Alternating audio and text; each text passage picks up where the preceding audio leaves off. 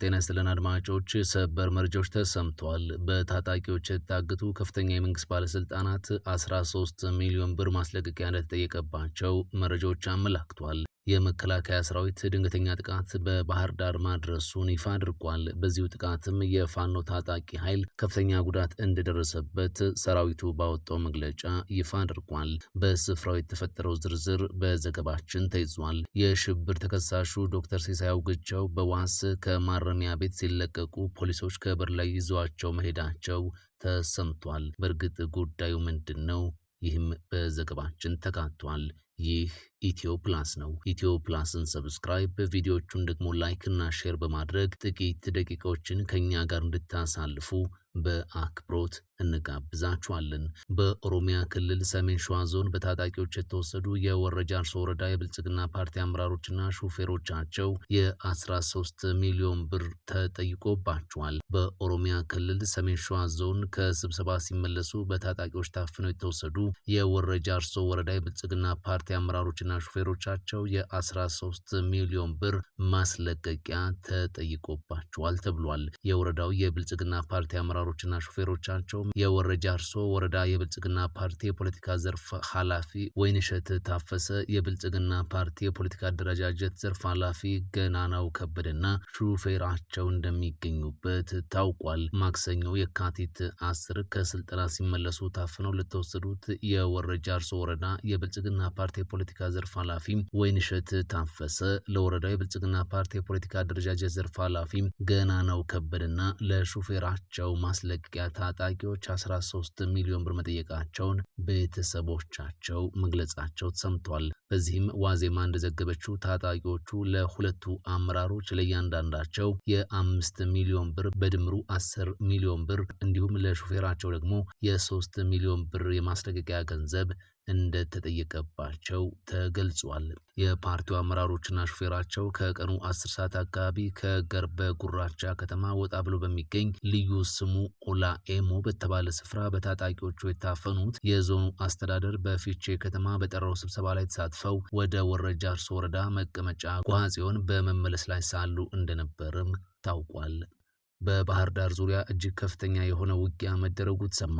የመከላከያ ሰራዊት በባህር ዳር ዙሪያ ጽንፈኛ ሲል በጠራቸው የፋኖ ታጣቂዎች ላይ ድንገተኛ ጥቃት ማድረሱን ተናግሯል። በርካታ ጦር መሳሪያዎችንም ማርኪያለሁ ብሏል። በሰሜን ጎጃም ዞን ባህር ዳር ዙሪያ ወረዳ ውጊያ መደረጉን የምስራቅ እዝ ይፋ አድርጓል። በዚህ ውጊያ የተለያዩ የጦር መሳሪያዎችን እንደማረከም እዙ ባወጣው መግለጫ ተናግሯል። የምስራቅ እዝ አንድ ሬጅመንት አደረኩት ባለው ስምሪት ጠላት ሲል በጠራው ቡድን ላይ ሰብአዊና ቁሳዊ ኪሳራ ማድረስ ችያለሁ ሲል በመግለጫው አብራርቷል። በዚሁ አካባቢ በተደረገው ፈጣን ኦፕሬሽን 2 መትረየስ ከነተተኳሹም 6 የአርፒጂ ላውንቸር ቅንቡላ ከ29 አቀጣጣይ ሸኝ ባሩድ ጋር 6 ኤኬኤም ክላሽና 2 የቃታ መሳሪያ ተማርኳል ብሏል። ሰራዊቱ በዚህ ኦፕሬሽን ወታደራዊ ሳይንስንና ጥበብን ተጠቅሜያለሁ ያለው እዙ ጽንፈኛ ባለው ቡድን ላይ ድንገተኛ ጥቃት ማድረስ መቻሉን ተናግሯል። መግለጫው አክሎም የህግ ማስከበር እርምጃው ይቀጥላል ብሏል። እንደ ዘበት 3 ዓመታትን የተሻገረው የክልሉ ግጭት አስከፊ ሰብአዊና ቁሳዊ ኪሳራን በማህበረሰቡ ዘንድ እያስከተለ ቀጥሏል። የሽብር ተከሳሹ ዶክተር ሲሳይ አውግቸው በዋስ ከማረሚያ ቤት ሲለቀቁ ፖሊሶች ከበር ላይ ይዘዋቸው መሄዳቸውን ጠበቃቸው ገለጹ።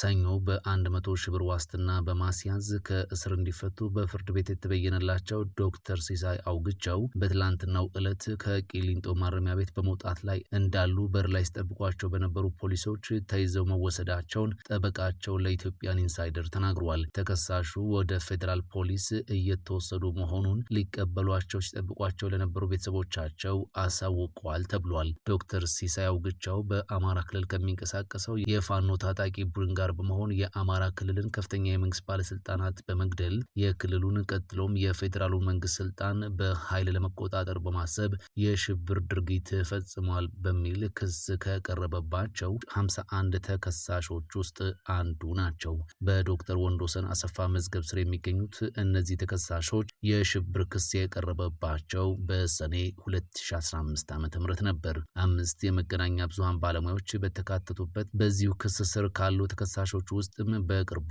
የሰላም አማራጭ መቀበላቸውን ያሳወቁትን ኮሎኔል ፈንታው ሟባውን ጨምሮ የ28ቱ ጉዳይ ሲታይ የቆየው በሌሉበት ነበር። የተከሳሾቹን ጉዳይ ሲመለከት የቆየው የፌዴራል ከፍተኛ ፍርድ ቤት ልደታ ምድብ ህገ መንግስታዊና የሽብር ጉዳዮች ወንጀል ችሎት ነው። ፍርድ ቤቱ ባለፈው ጥር ወር መጨረሻ ባስቻለው ችሎት ከተከሳሾቹ ውስጥ 6ቱ በነፃ እንዲሰናበቱ ብይን ሰጥቶም ነበር። በዚህም መሰረት ዮርዳኖስ አለሜ፣ ተስፋዬ መኩሪያ፣ ዳዊት አባቡ፣ አብርሃም ጌትነት፣ ማስረሻ እኔውና ቢሰጥ ተረፈ የተባሉ ተከሳሾች መፈታታቸውን ጠበቃቸው አቶ ሰለሞን ገዛኸኝ ለኢትዮጵያን ኢንሳይደር ተናግሯል። በዚሁ ችሎት ዶክተር ሲሳይና አቶ ሞላልኝ ሲሳይ የተባሉ ሌላ ተከሳሽ የተከሰሱበት የህግ ድንጋጌም ተቀይሮና የዋስትና ክርክር እንዲያደርጉ ውሳኔም ተላልፎ ነበር። በዚህም መሰረት የተከሳሾቹ ጠበቆችና አቃቢ ህግ የዋስትና ክርክር ማድረጋቸውን አቶ ሶሎሞን ገልጸዋል። ሁለቱ ወገኖች በጽሁፍ ያቀረቡትን ክርክር የመረመረው የፌዴራል ከፍተኛ ፍርድ ቤት ዶክተር ሲሳይ የ100 ሺህ ብር ዋስትና በማስያዝ ከእስር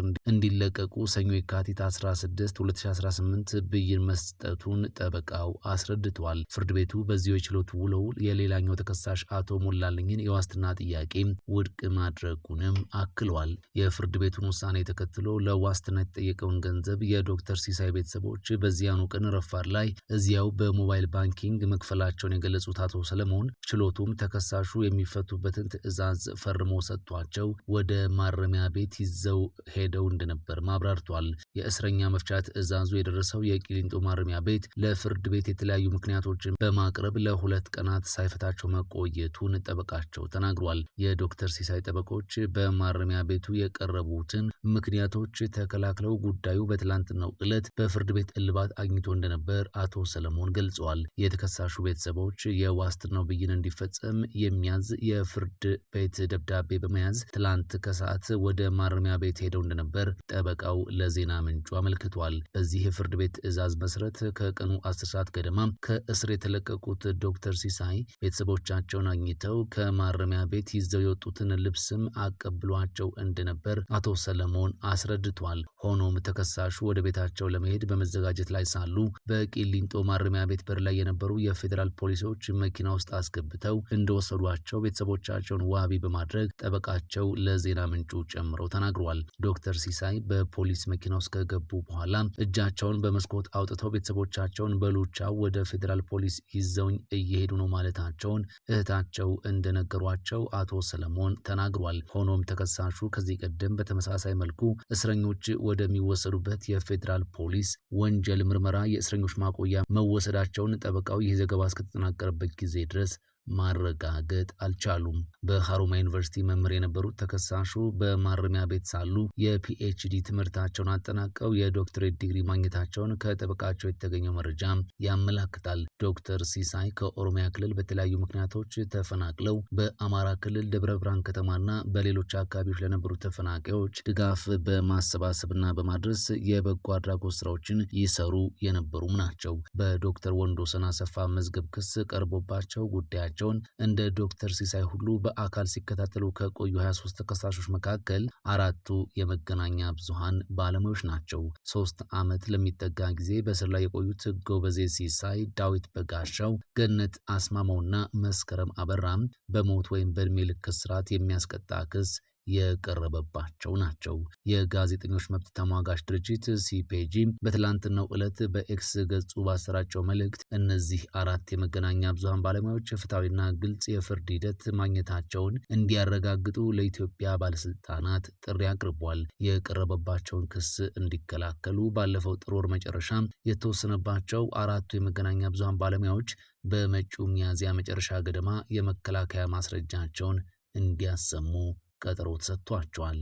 ይህ ኢትዮ ፕላስ ነው። ኢትዮ ፕላስን ሰብስክራይብ፣ ቪዲዮቹን ደግሞ ላይክ እና ሼር በማድረግ ስለምትደግፉና ስለምታበረታቱን ከልብ እናመሰግናችኋለን።